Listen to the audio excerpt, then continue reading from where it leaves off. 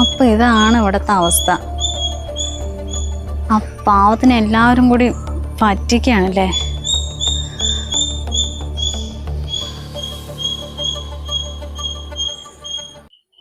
എന്നാലും മോള് ഇത്ര പെട്ടെന്ന് ഓക്കെ പറയുന്ന അച്ഛൻ വിചാരിച്ചില്ല. അന്ന് സംസാരിച്ചപ്പോ കുഴപ്പമില്ലായിരുന്നു അച്ഛാ. പിന്നെ ഞാൻ വീട്ടിൽ പോയിട്ടുണ്ടായിരുന്നില്ലേ, അപ്പം മനസ്സിലായി ആളൊരു പാവമാണെന്ന്. അങ്ങനെ ഓക്കെ പറഞ്ഞതാ. അതെന്തായാലും നന്നായി മോളെ. ഇന്നത്തെ കാലത്തെ ഇതുപോലൊരു പയ്യനെ കിട്ടാനേ ഭാഗ്യം ചെയ്യും. അല്ലച്ചാ, മാധവേട്ടൻ വിളിച്ചോ? 100 ആയുസാ. ഇതാ മോളെ മാധവട്ടം വിളിക്കുന്നുണ്ട്. ഹലോ മാധവേട്ട.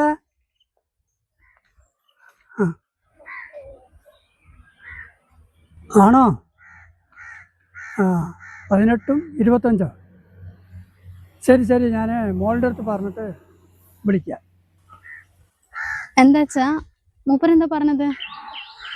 അല്ല മോളെ, മാധവേട്ടൻ പണിക്കൻ്റെ അടുത്ത് പോയിട്ടുണ്ട്. 2 ഡേറ്റ് കിട്ടിയിട്ടുണ്ട്. അതിൽ ഏതാ നമ്മൾക്ക് പറ്റിയത് അത് പറയാം. മൂപ്പർക്ക് ഈ ചിങ്ങത്തിൽ കഴിഞ്ഞില്ലെങ്കിൽ പിന്നെ 38 അന്ന് പറഞ്ഞിട്ടുണ്ടായിരുന്നേ. അതായിരിക്കില്ലേ അവര് പെട്ടെന്ന് നടത്താന്ന് പറയുന്നത്. എന്നാലിപ്പം 1 മാസമൊക്കെ അല്ലുള്ളൂ വെച്ചാ, നമ്മളെ കൊണ്ട് പറ്റുമോ? അതിനിപ്പോൾ നമുക്ക് കൂടുതൽ ബന്ധുക്കാരൊന്നും ഇല്ലല്ലോ. വലിയമ്മയും ചെറിയച്ഛനും ചെറിയമ്മയും അവരെല്ലാം ഉള്ളൂ.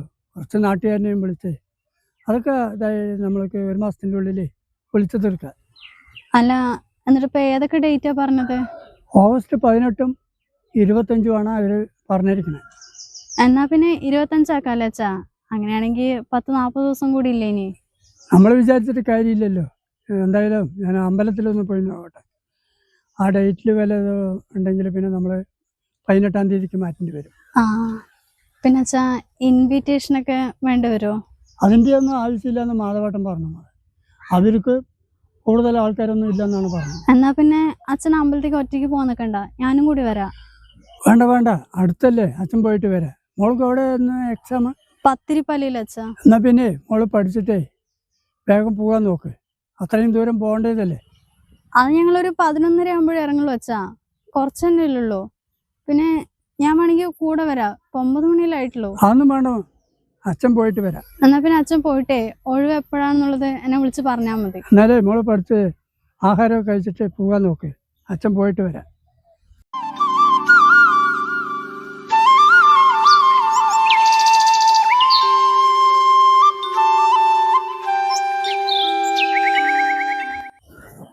എടാ, അമ്മായി ഇപ്പൊ വിളിച്ചിട്ടുണ്ടായിരുന്നു. അമ്മാവന് തീരെ വയ്യത്രേ. അന്ന് ഇവിടുത്തെ ഏതൊക്കെയോ ഹോസ്പിറ്റലിൽ കാണിച്ചിട്ടേ ഒരു കുറവുമില്ല. കയ്യും കാലൊക്കെ ഭയങ്കര വേദന എടുത്തിട്ടും അമ്മാവൻ കരയണോ. നീ ഒന്ന് വേഗം ഹോസ്പിറ്റലിൽ കൊണ്ടുപോകാൻ നോക്ക്. അവരവിടെ കാത്തു നിൽക്കുക.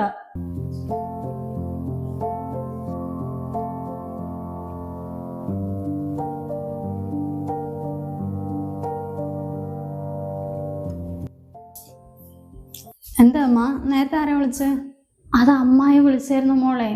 ഇവിടെ കഴിഞ്ഞ ആഴ്ചയൊക്കെ അമ്മാവനെ കൊണ്ട് ഏതൊക്കെയോ ഹോസ്പിറ്റലിൽ കാണിച്ചില്ലേ, എന്നിട്ട് ഒരു ഭേദവും. അപ്പൊ കൈയും കാലും മുറിയണ പോലെ ഉണ്ട്, നല്ല വേദന, കടച്ചിലെന്നൊക്കെ പറഞ്ഞിട്ട് കോയമ്പത്തൂർ ഏതോ ഹോസ്പിറ്റലിൽ പോവാൻ നിൽക്കുക. അപ്പം അഭിഷേക് വന്നിട്ടില്ലേ? ഇല്ല, അഭിഷേകം ബാംഗ്ലൂർ തന്നെയാ. അവൻ എന്തൊക്കെയോ പണിത്തിരക്കാണത്രേ. ഇപ്പൊ 2 മാസം കഴിഞ്ഞിട്ടേ നാട്ടില് വരുള്ളൂ.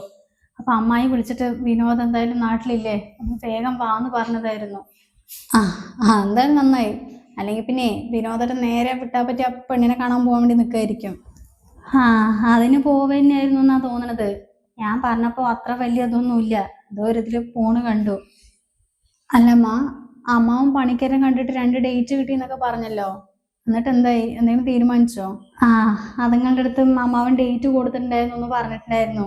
ഇനിയിപ്പോ ബാക്കി കാര്യങ്ങളൊക്കെ അവരല്ലേ തീരുമാനിക്കേണ്ടത്. അതിനിടയ്ക്ക് ഇപ്പൊ അതാ ഇങ്ങനെയുമായി. ഇനിയിപ്പൊ എന്ത് ചെയ്യുമോ എന്തോ. എന്തായാലും പുളിങ്കം തന്നെ കിട്ടിയില്ലേ. അല്ലെങ്കിൽ പിന്നെ അവൾക്ക് സ്വപ്നത്തിൽ പോലും ഇങ്ങനത്തെ ഒരു ബന്ധം ചിന്തിക്കാൻ പറ്റുമോ? എന്തായാലും അവൾ ഈ വീട്ടിൽ വന്നിട്ട് നല്ല രീതിക്ക് ജീവിക്കുന്ന സ്വപ്നത്തിൽ പോലും വിചാരിക്കണ്ട. അതിന് ഞാൻ എന്തായാലും സമ്മതിക്കില്ല. അമ്മ അങ്ങനെ പറഞ്ഞിട്ടൊന്നും കാര്യമില്ല. ഇപ്പൊ ഈ വീടേ വിനോദേട്ടന്റെയും മനോന്റെയും പേർക്കല്ലേ. അവള് കല്യാണം കഴിഞ്ഞ് ഇതൊക്കെ അറിഞ്ഞിട്ടുണ്ടെങ്കിലേ പിന്നെ ഇവിടെ ഭരിക്കാൻ നിൽക്കും. അയ്യോ, ഞാൻ അത്രയ്ക്കൊന്നും അങ്ങോട്ട് ചിന്തിച്ചില്ല മോളെ. അന്ന് സ്ഥലം വാങ്ങിക്കാൻ പൈസ തന്നത് വിനോദാണെങ്കിലും ഇത് വീട് കെട്ടാനും അതിനുള്ള കാര്യങ്ങൾക്ക് ലോണും കാര്യങ്ങളൊക്കെ എടുത്തതേ ഇവർ രണ്ടാളും കൂടി ചേർന്നിട്ടാ. അപ്പോൾ ഇതില് രണ്ടാളുടെയും പേർക്ക് എഴുതി. ഇനിയിപ്പോ എന്താ ചെയ്യാ? ഇനിയിപ്പോ എന്ത് ചെയ്യാൻ? വിനോദന്റെ പേരുന്ന് മാറ്റിയിട്ടേ മനുവേട്ടന്റെ പേർക്ക് മാത്രം എഴുതേണ്ടി വരും. അതാകുമ്പോ അമ്മയ്ക്ക് പിന്നെ പേടിക്കണ്ടല്ലോ. എന്നാലും മോളെ, ഇപ്പൊ തന്നെ മക്കളുടെ പേർക്ക് വീടും സ്ഥലമൊക്കെ ആക്കണോ? അമ്മന്റെ പേർക്ക് ആക്കിയാ പോരെ? അതല്ലേ നല്ലത്. അതെന്താ അങ്ങനെ പറയണത്? അപ്പൊ എന്നെയും മനുവേട്ടൊന്നും അമ്മയ്ക്ക് വിശ്വാസമില്ല അല്ലേ? ഞങ്ങളുടെ അടുത്ത് കാണിക്കുന്ന സ്നേഹമൊക്കെ വെറുതെ ഒന്നും ഇപ്പോഴാണ് മനസ്സിലായത്. അയ്യോ അമ്മ അങ്ങനെ പറഞ്ഞല്ല മോളെ. മാതാപിതാക്കൾ ജീവിച്ചിരിക്കുമ്പോ തന്നെ മക്കളുടെ പേർക്ക് സ്വത്തൊക്കെ എഴുതി കൊടുത്തിട്ടുണ്ടെങ്കിലേ പിന്നെ അച്ഛനും അമ്മയ്ക്കും ഒരു വിലയും ഉണ്ടാകില്ല. അവന്റെ ഇവന്റെയും കുടുംബത്തിലെ കാര്യം നമ്മുടെ ഫാമിലിയിൽ ഇടാൻ നിൽക്കല്ലേ അമ്മ. ഞാൻ അങ്ങനെയാണ് അമ്മനെ കണ്ടിട്ടുള്ളത്. മനുവേട്ടനാണെങ്കിൽ അമ്മനെന്ന് പറഞ്ഞാൽ അത്രയും ജീവനാ. ഞങ്ങളെ പോലെ ഈ ലോകത്ത് ആരും അമ്മനെ സ്നേഹിക്കില്ല. അമ്മ ഇപ്പൊ ഞങ്ങളിങ്ങനെ സംശയത്തോടെ കാണുന്നെങ്കിലേ പിന്നെ എങ്ങനെയാ ഞങ്ങൾ അമ്മന്റെ കൂടെ ഇരിക്കുക? അയ്യോ അങ്ങനെ ഉദ്ദേശിച്ച അമ്മ പറഞ്ഞതല്ല. എനിക്ക് എൻ്റെ മക്കളുടെ നല്ല വിശ്വാസമാ. എന്തായാലും ഇപ്പോ അവന്റെ പേർക്ക് എഴുതണമെങ്കിലേ മോൻ ഗൾഫിൽ നിന്ന് ഇങ്ങോട്ട് വരേണ്ടി വരില്ലേ? അതിനിപ്പോ എന്താ ചെയ്യാ? അതിനിപ്പോ വരുമൊന്നും വേണ്ടമ്മ. എല്ലാം ഓൺലൈനായിട്ട് സബ്മിറ്റ് ചെയ്യാൻ പറ്റും. അവിടുന്ന് ഒരു ഡിജിറ്റൽ സൈൻ ഇട്ട് അങ്ങോട്ട് അയച്ചാൽ മതി. ബാക്കി കാര്യങ്ങളൊക്കെ അവർ നോക്കിക്കോളും. പിന്നെ ഇപ്പം NRI ആയതുകൊണ്ടേ അതിൻ്റെയൊക്കെ ഇളവും ഉണ്ടാകും. എന്നാ പിന്നെ അങ്ങനെ ചെയ്യാം മോളെ. ഇനി ചിലപ്പോൾ കല്യാണം കഴിഞ്ഞ പെണ്ണ് വന്നിട്ടുണ്ടെങ്കിലേ ചിലപ്പോൾ അവൻ്റെ സ്വഭാവം മാറ്റിയെടുത്തൊന്നും വരും. അവള് ചില്ലറക്കാരിയല്ല. അങ്ങനെ തന്നെ ചെയ്യാല്ലേ. എന്നാ പിന്നെ ഞാൻ അമ്മായിനെ വിളിച്ചു നോക്കട്ടെ. സമാധാനം ഇല്ല. എത്രയും പെട്ടെന്ന് സൈൻ വാങ്ങിട്ട് ഈ വീടും സ്ഥലം ഞങ്ങളുടെ പേർക്കാക്കണം. അല്ലെങ്കിൽ ഇത് വിട്ടാ ഇനിയിപ്പോ അവളുടെ സ്വഭാവം മാറുന്നാ തോന്നുന്നത്.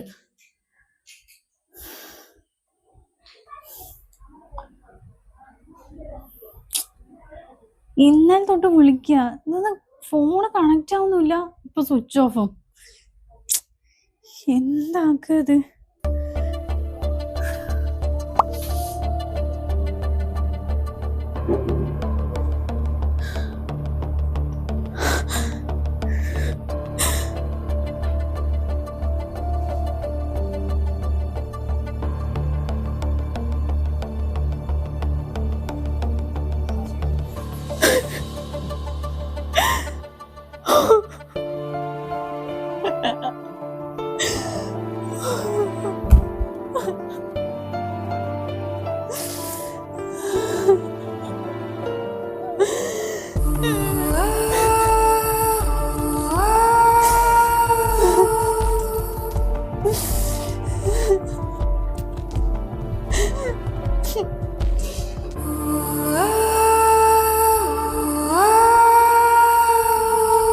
മോളെ, കഴിഞ്ഞത് കഴിഞ്ഞു.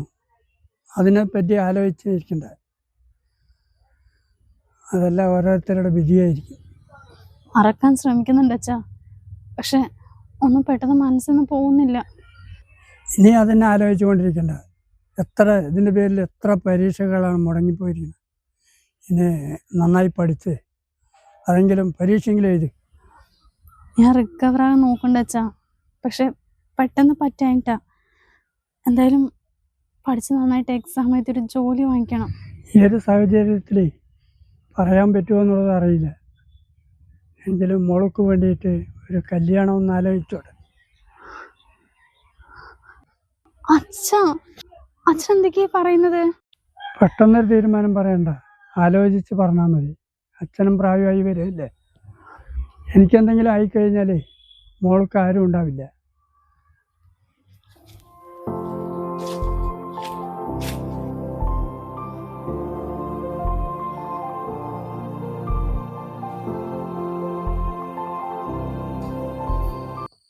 അതെ, എന്തായി ഇരിക്കണത്? ഇവിടുത്തെ പണിയൊക്കെ ആര് ചെയ്യും പറഞ്ഞിട്ടാ? ഇത്രയും നേരം ചെയ്താ മോളെ. എനിക്ക് വയ്യാണ്ടായപ്പോ കുറച്ചു നേരം വന്നിരുന്നതാ. 3 നേരം നന്നായി തിന്നുന്നില്ലേ? അതിന്റെ കുറച്ച് പണിയെങ്കിലും എടുക്ക്. ദേഹം അനങ്ങാണ്ട് ഇങ്ങനെ ഇരുന്നിട്ടാ. രാവിലെ എണീറ്റപ്പോ തൊട്ട് രാത്രി കിടക്കുന്നവര് 1 സെക്കൻഡ് ഒഴിവില്ലാണ്ടല്ലേ അമ്മ എല്ലാ പണികളും ചെയ്യുന്നത്. എന്നിട്ട് എന്താ മോള് ഇങ്ങനെയൊക്കെ സംസാരിക്കണത്?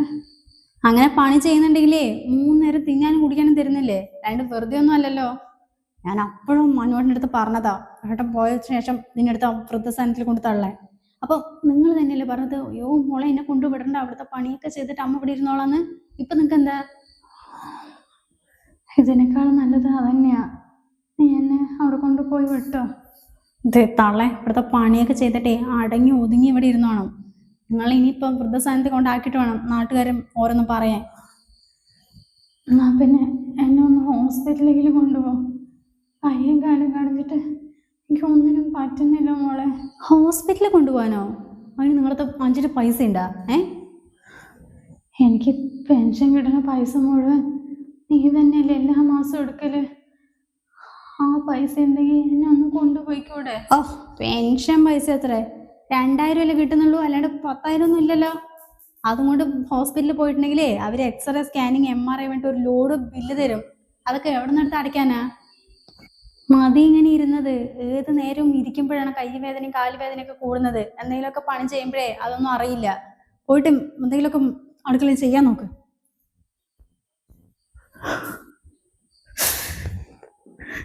എന്തിനാ ദൈവമേ എന്നെ ഇങ്ങനെയിട്ട് കഷ്ടപ്പെടുത്തുന്നത്? എന്റെ കുട്ടിനെ വേദനിപ്പിച്ച എന്റെയൊക്കെ ആയിരിക്കും.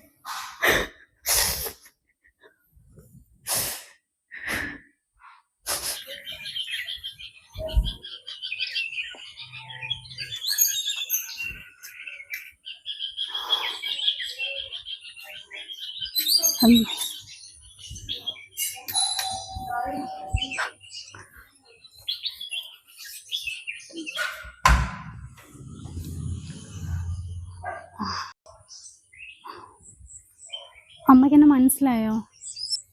കൃഷ്ണന്റെ മോള് ദേവികയല്ലേ? ആ അമ്മ, കല്യാണം കഴിഞ്ഞിട്ട് ഇത്രയും വർഷം ഹസ്ബൻഡിൻ്റെ കൂടെ ദുബായി തന്നെ ആയിരുന്നു. ഇപ്പം ലീവിന് വന്നതാ. മോൾക്ക് സുഖമല്ലേ? നാട്ടിൽ വന്നപ്പം അമ്മനൊന്ന് കാണണം തോന്നി, അതുകൊണ്ട് വന്നതാ. അമ്മയ്ക്ക് സുഖമല്ലേ? എന്താ മോളെ അങ്ങനെ പോണു?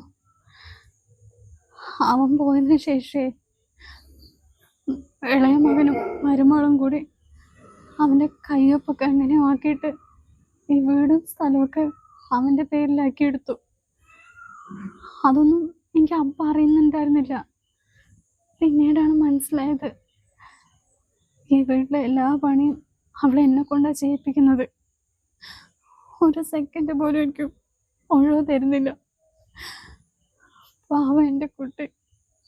ഉണ്ടാകുന്ന സമയത്തെ മരുന്ന് കഴിഞ്ഞാൽ അപ്പം തന്നെ വാങ്ങിച്ചു തരും.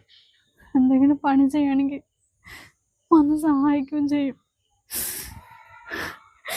ഇപ്പഴാ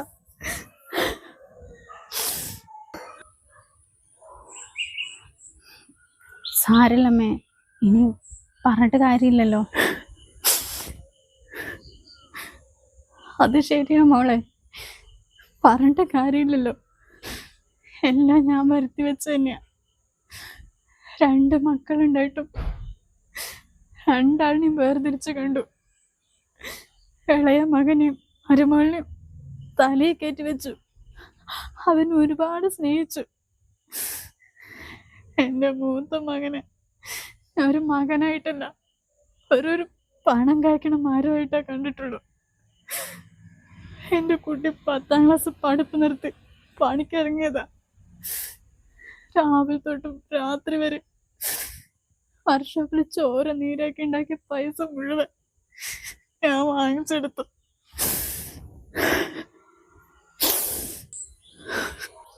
ഒരുപാട് ദ്രോഹിക്കുകയാണെങ്കിൽ അമ്മയ്ക്ക് അടുത്തുള്ള പോലീസ് സ്റ്റേഷനിലൊന്ന് കംപ്ലൈൻറ്റ് ചെയ്തൂടെ? സ്വത്ത് കൈക്കലാക്കിയിട്ട് മക്കളെ നോക്കുന്നില്ല എന്നൊക്കെ പറഞ്ഞിട്ടേ. അങ്ങനെയാണെങ്കിൽ എഴുതി കൊടുത്ത് സ്വത്ത് തിരിച്ചു വാങ്ങിക്കാനുള്ള നിയമമൊക്കെ ഉണ്ട്. അതിന് എന്നെ വീട്ടിൽ നിന്ന് പുറത്തിറങ്ങാൻ സമ്മതിച്ചിട്ട് വേണ്ട മോളെ. ഏത് നേരം എന്നെ പണിയെടുപ്പിച്ചുകൊണ്ടേയിരിക്കുക. പണിയെടുത്ത് എനിക്ക് കൈയും കാലും ഒന്നും വയ്യാണ്ടായി. ഒരു നേരത്തെ മരുന്ന് പോലും വാങ്ങിച്ചു തരുന്നില്ല. എന്തായാലും അങ്ങനെ വിട്ടാൽ പറ്റില്ലല്ലോ. ഞാൻ എന്തായാലും കുറച്ച് ദിവസം നാട്ടിലുണ്ടാകും. ഞാൻ സ്റ്റേഷനിൽ പോയിട്ടൊരു കംപ്ലൈൻറ്റ് രജിസ്റ്റർ ചെയ്യാം. ധാരാ മോളെ, മോനാണോ? ആമാ, 4 വയസ്സായി. മോന്റെ പേരെന്താ? ജുവൻ. നല്ല പേരാട്ടോ. എന്നാ പിന്നെ മോള് പോവാൻ നോക്കിക്കോ. അവളെവിടെ പുറത്ത് പോയിരിക്കുക. വന്നിട്ട് ചിലപ്പോൾ നിന്നെ കണ്ടിട്ടുണ്ടെങ്കിലേ എന്നെയായിരിക്കും ഓരോന്ന് പറയാ. മോള് പോയിക്കോ. എന്നാ ശരി അമ്മ. അമ്മ ടെൻഷൻ അടിക്കണ്ട, ഞാൻ എന്തെങ്കിലും ഒരു വഴി കാണാം. പോവാ.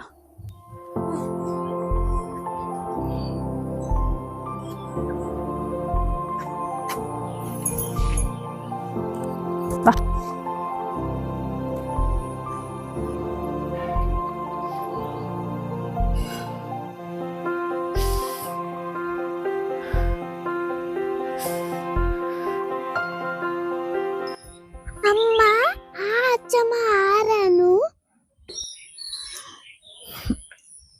അത് അമ്മയ്ക്ക് അറിയുന്ന ഒരു അങ്കിളുടെ അമ്മയാ. എന്റെ ആങ്ങൾ എവിടെ? കുഞ്ഞ് കണ്ടില്ലല്ലോ.